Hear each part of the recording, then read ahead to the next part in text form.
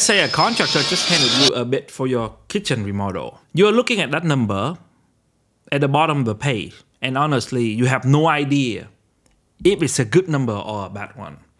Then you go online, search for kitchen remodel cost, and you start reading. And here's the thing nobody point out. Almost every article you're going to find was prepared by a company that would love to bid your job. I'm not saying they are lying to you. Most of those numbers are in the right neighborhood. But you are asking a very specific question and you are getting the answer from somebody who has the reason to shape it. So let's do this a different way. I'm going to build the same kitchen 3 times. A low-end version, a mid-range, and a fully custom version. Same room, same layout. The only thing that changes is what you put in it. And for each one, I will tell you what you are actually getting and what it costs.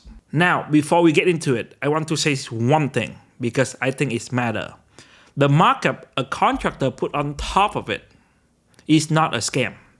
It's paying for the license, the insurance, somebody showing up to supervise, and the warranty when something breaks a year from now. That's the real business with the real overhead. What I want is for you to know what a fair markup look like. Because when you know that, you can tell the difference between a fair bid and a bad one. And that is completely different skill than just hunting for the cheapest guy.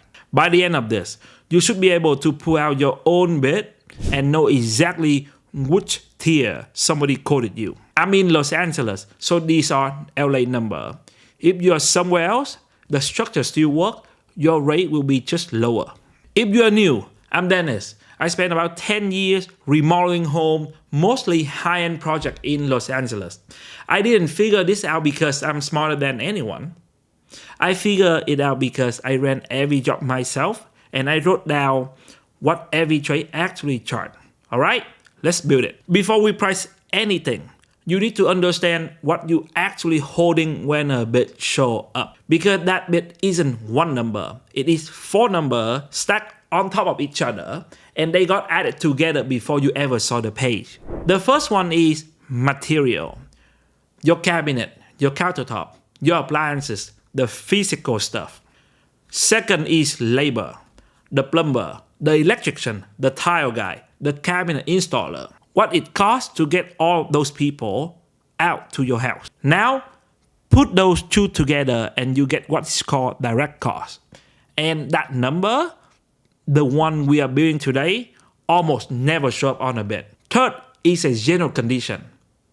This is the dumpster, the floor protection, somebody supervising the job, the trip down to the city to get a permit, real money, and none of it turn into anything you can photograph when it's done. And fourth is overhead and profit. Here in LA, a fair range is somewhere between 12 to 25%. And here's what I noticed after doing this for a while. Almost every argument between a homeowner and a contractor is really about those last 2 layers. Not the cabinet, not the tile. It is the 2 layers you can't see because nobody ever explained them to you. So we are going to build all 4. The kitchen we are pricing is 150 square foot, 10 by 15, about as standard as it gets around here in LA, and 25 linear feet of cabinet total. So let's start with cabinet because this is the biggest single thing you are going to buy. At the low end, you are looking at box made out of MDF or particle board with a thermofoil or melamine door on the front. Basic hardware, the kind you grab off the shelf at the Home Depot. That run about $200 a linear foot install. So across 25 feet, you are at roughly $5,000. And let me tell you what you actually getting for that. Particle board like swell up if the water ever reach it. And in a kitchen, water reach it for sure. The hinges start loosening after a few years. It's completely fine for a rental, or if you know you are selling in 2 years. It is not a 20-year kitchen. Step up to the middle, and now you've got a hardwood plywood box. with a solid hardwood door, semi-custom sizing, so you actually get option, better hardware, and soft close come standard. That's about $300 a foot, so call it $7,500 total for this option. And I want to slow down here because this is the most important jump in the whole video. Plywood hold a screw. Plywood survive a leak. That one change matter way more than anything you can see with your eyes. And this is an upgrade people skip because it doesn't photograph. Then at the top, you actually got fully custom. Any size, any configuration, and any color combination you want. Drawer organizer built-in, pull-out trash can, and recycling bin, premium hardware, and custom finish. Call it $400 a foot, so $10,000 for the cabinet. Custom really earns its money when your kitchen has a strange footprint. And if you are in an older LA house, there's a good chance yours does. Stock cabinet just can't solve geometry. But if you are deciding where to put your money, going from low to mid buy you more than going from mid to high every single time. Okay, so countertop.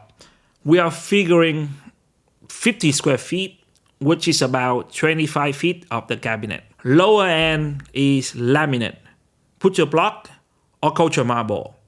Around $40 a square foot install, so about $2,000. And honestly, put your block look better than what it costs. You just have to oil it once in a while. Culture marble, on the other hand, I would steer you away from this option. It read dated to most buyers here in LA. The middle is quartzite or granite, about $60 a square foot, so about $3,000. This is where most people land, and for good reason. And the top, a natural marble, exotic stone, a waterfall edge run down the side of the island. Around $150 a foot, so $7,500 for this option. Just go into marble with your eyes open. It's thin and its edges. Lemon juice will leave a mark on it. That's a lifestyle decision, not a durability one. Plenty of people decide it's worth it. Just decide it on purpose. One more thing to watch on your bed. The slab and the fabrication are often two separate numbers, and sometimes only one of them made it onto the page. And while you are asking, ask what edge profile is included. Now appliances. This one has the widest spread of anything on the list. Builder grade, rental grade, the package you put in a unit you are renting now, that's about $2,000. The middle is where I point most people, and here's how I describe it. It's not the cheapest model from a good brand. It is the best model from a good brand. Top of the line Samsung, LG, Bosch, Whirlpool, KitchenAid, about $10,000. And I think it's the best value in the entire kitchen. And then the top, Thermador, Golf, Sub-Zero, Gaggenau, about $25,000. There's a real difference up there. Yeah, there's the build quality, the service network, and you still can get part in 20 years. Whether that's worth the jump, that's your call. But here's something people miss. A Sub-Zero needs a bigger opening and more power. So that one appliance decision quietly pushes up your cabinet cost and your electrical cost too. It's never just the appliance. Now, this next part is the single most useful thing I can tell you today. So stay with me for a second. Go look at your bed. If the appliance like say allowance, that is not the price. That is just a placeholder.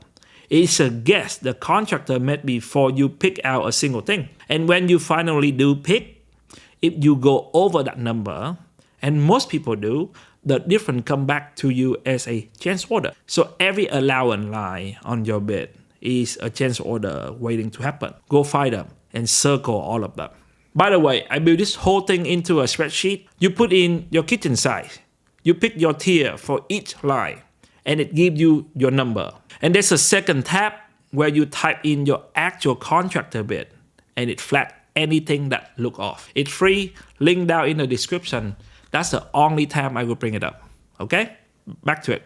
Backsplash and tile. At the low end, basic subway tile or standard ceramic, you are around $1,100. The middle, better tile, an actual pattern, cleaner detail, work weight meet the cabinet around $2,400. And at the top, a full slab, backsplash, or handmade tile from Europe, $5,000 for this option.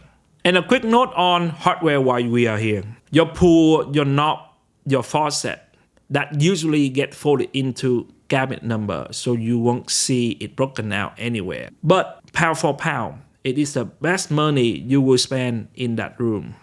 It is the stuff that your hand touches every single day. Spend a little bit more than you think you need so you can enjoy in the long run. All right, now the part you can't see.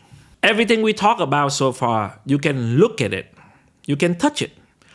It shows up in the photo. This next section is basically half your budget, and it disappears behind the drywall the day it's finished. This is also where Los Angeles gets expensive in a way that most of the country just doesn't. Plumbing, $3,500 at the low end, $5,000 in the middle, and $10,000 up top. What moves that number is whether your fixture stay where they are or move. And this one is big. Whether your house sits on a raised foundation or a concrete slab. If it is a slab, moving a sink means cutting concrete. And the price changes completely. Electrical, $4,000, $7,500, or $18,000. What moves this one is your panel. A lot of older LA homes are still running on a 100 amp panel. And a 100 amp will not run a modern kitchen. Go look at the panel before you fall in love with a design. Flooring, $1,350, $2,700, and $5,250. The hidden number in there is the subfloor prep. And nobody knows what that costs until the old floor comes up. And drywall, paint, and trim, $1,800, $3,300, or $6,000. And this one is always bigger than people expect. Demolition and haul off, $1,200, $2,100, and $3,300. And if your house was built before 1980, set a little extra aside for asbestos and lead testing, because that is a real possibility. Then permit plus Title 24, $1,200, $2,500, or $5,500. Plan check with the city take about 3 to 4 weeks, and longer if you are in a historic zone or up in the hill. Title 24 is the state energy code, and it is mandatory on any permitted kitchen in California. There's no way around it. So when somebody tells you the same kitchen costs less in Phoenix or Dallas, they are right. But that's not your contractor overcharging you. That's California, okay? Same kitchen, 10 by 15, 3 version, and let's add it all up. Low end, direct cost, material and labor together come to about $23,200. Put a 12% markup on top of that, and a fair bit lands just under $26,000. Mid-range, direct cost is around $46,000. At 18%, and a fair bit is around $54,200. And a fully custom, direct cost is about $95,500. At 25%, and you are looking at a fair bit somewhere around $119,000. Now, I need you to hear this next part clearly, because this is where people get hurt. Those bits are bid number. Your budget is a different number, because on top of the bid, you need contingency, 15% minimum. And if your house was built before 1980, that is an optional. That is just what it costs to open up an old wall and find out what's in there. So your actual budget, low end, about $28,300. The middle, about $61,000. And fully custom, about $138,500, which work out to be $188 a square foot at the bottom, and $408 in the middle, and $924 at the top. And then there is one more line, the one that never show up on anybody bid. You're going to be without a kitchen for about 14 weeks. Eating out, storage, or maybe rental. If that costs you about $450 a week, That is $6,300 that nobody quoted you. So that mid-range kitchen is not $54,000. Realistically, you are at about $67,400 by the time you are cooking in it again. And that's an honest number. So what do you actually do with all of this? Pull out your bid and go through it like this. First, figure out what tier it was written to, and do not use the price to do that. Look at the cabinet specs, and that will tell you more than anything else on the page. Second, circle every line that say allowance. That is your uncertainty, written out in dollar. Third, find the overhead and profit line. And if you cannot find it, it is in there somewhere. Just ask where. That is completely normal question, and any good contractor will answer it without blinking. Fourth, run your bid against the number, line by line. You are not looking at a perfect match. You will never get one. You are looking for the one line that is way off, and then you ask about that line. Fifth, and the people always skip this one, read the change order clause because you read the price. The clause is going to decide whether your final number more than the bid total ever will. And six, add 15% contingency and treat that money as already spent. Don't think of it as a cushion you might get to keep. And look, one more time, because I don't want this land in the wrong way. A contractor charging a fair markup is not taking advantage of you. They are running a business with insurance and payroll and a warranty standing behind the work. You are not trying to find the cheapest bid. You are trying to find the bid where you understand every number on the page. Those are very different things. And the second one is what actually protects you. So tell me in a comment, what tier are you aiming for? The low one, the mid, or the fully custom? And if you already got a bid, what did it come in at? I'm curious how this number hold up across real project around here, because I never seen anybody put that out in public. I read all of them. So that's a whole stack. Material, labor, and a fair markup on top of it. The calculator is down in the description. Put in your own kitchen size and run your own number. Take about 2 minutes. And if you got a real bid sitting in front of you right now and you want a second set of eyes on it before you sign, that's what I do. There's a link for that as well. So before hiring a contractor, you should watch this video right here to avoid any issue might arise during the remodel. So be quiet, win loud, and I will see you in the next one.